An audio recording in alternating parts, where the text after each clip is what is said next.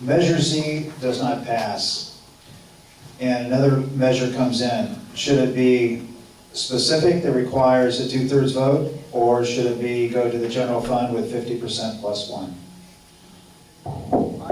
You know, Let's start over here with the pro.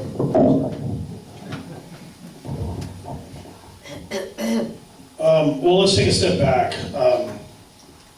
It seems backwards that a general tax is 50% plus one, and a specialty tax is 2/3. You'd think it should be the other way around. 50% plus one for a specialty tax, and a general tax 2/3. But this is the hand that we're dealt by state law.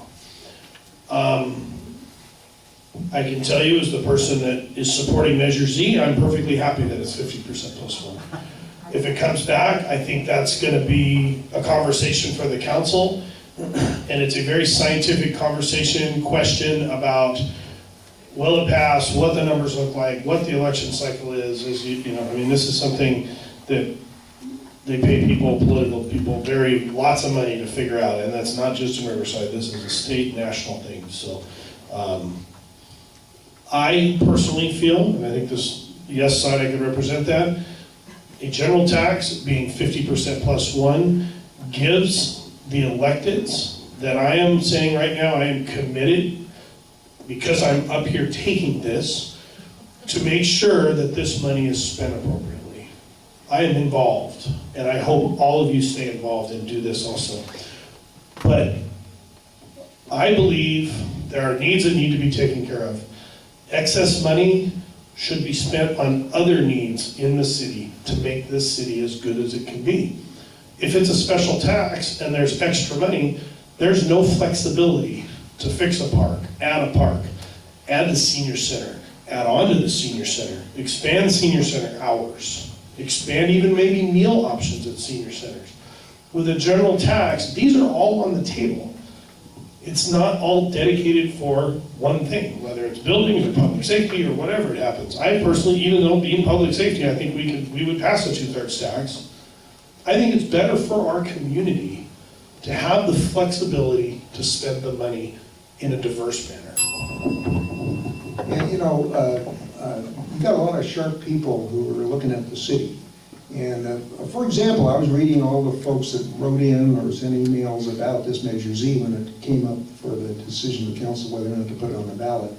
And one gentleman who I often don't agree with, Tom Evans, who's used to be with the city, knows the city, knows the utility department, is now elected director on the Western Municipal Water District Board, so he knows about utilities backward and forward. And he was saying, well, if you pass this, why don't you reduce the amount of money that you're transferring from the electric and water utilities every year to the general fund? You can do that. You're just talking about excess revenues, and you can't give them back to the people, can you? You can't give them back to the people paying them. So what are you doing with them? Well, why don't you reduce the amount from the transfer from utilities so that the utilities can lower the electric and water rates? None of you gentlemen up here, funny, didn't mention that. Where is the partnership with the people who are paying the bills, the people that own the city, the residents, taxpayers, and citizens? They're left out of the loop. You're not in the loop. They say, well, I'm here at the council meetings. Of course, you're paid. You're paid to be here. You're paid to be down there. That's why the developers were. They were there for a reason. They could get a contract group. Those of us who were concerned about, too rapid development, we didn't get a cent off of the opposition. I thought it was very interesting. That's when I got involved in politics. But this is lopsided here. It's not fair. They're not hearing from residents. They deliberately ramrodded this thing through at the last minute to stifle and to minimize opposition. It is more than coincidental that this is full sales tax as a general tax because the consultant who made money off the surveys traveled around with this little dog and pony show to sell this concept to more than one city in Riverside County, the same consultant. So it's a package deal, all right? Don't buy it, it's snake oil. This coming from an elected official for a long time who was part of that. And I'll tell you, first of all, Mr. Tom Evans, a good friend of mine, has fully endorsed Measure Z. And the Red Cross has fully committed to Measure Z, including giving money to help the Yes on Measure Z campaign. So I see a little bit of hypocrisy coming here from my friend Mr. Buster, who sat on the County Board of Supervisors and now isn't, but is able to throw those stones, saying that, you know, this is a bought and paid for issue. I'm not this cynical about my friends on the council. This council has, I am not this cynical. And if you are, you need to get involved and either run for council or have somebody else elected. That is our representative democracy process in this country. But the council members are doing a good job. We may not agree that this is the right path that they put on, but today, Measure Z is a 1% sales tax. We can support it or we can't. There will be a up or down vote on November 8th, and there will be a decision point on November 9th if it is to move forward and how it is to be changed.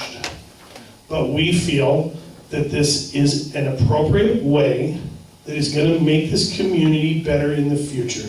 We have a new city manager, we have new finance people, we have new auditors looking at things that is making the city stronger, and I truly believe this council cares deeply about this city and the people in it and are working very hard to make sure that the money will be spent appropriately.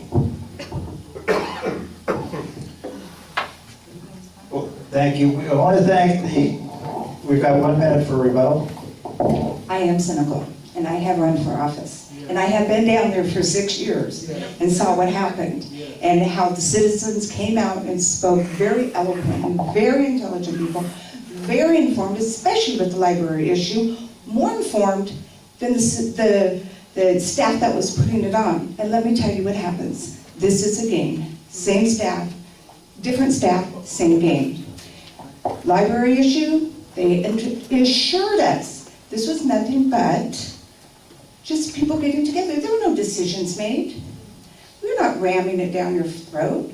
We're just talking about it. Within 2 months, decision made, and nobody cared what the citizens thought. I've been down there.